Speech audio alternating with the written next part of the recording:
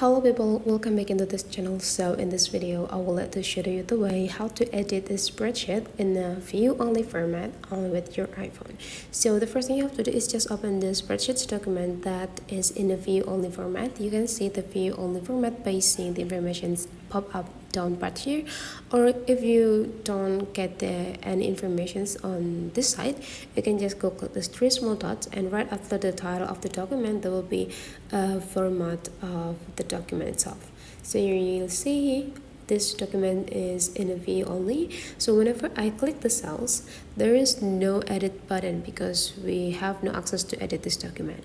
If we want to have an access into edit this document, if we want to get this format, so you just need to go ask a request to have an access into this document into the owner. How to do that? Go click these three small dots and just go click this request to edit access, and the application will send the request into this document owner. So if you really need to edit this document real quick and fast, you can just copy this document. The way to do that, go click these three small dots, and after that go click this share and export and go click make a copy. Then the application will copy everything for you and you will have an access to edit it. You'll see here you now can edit the information inside of the cells.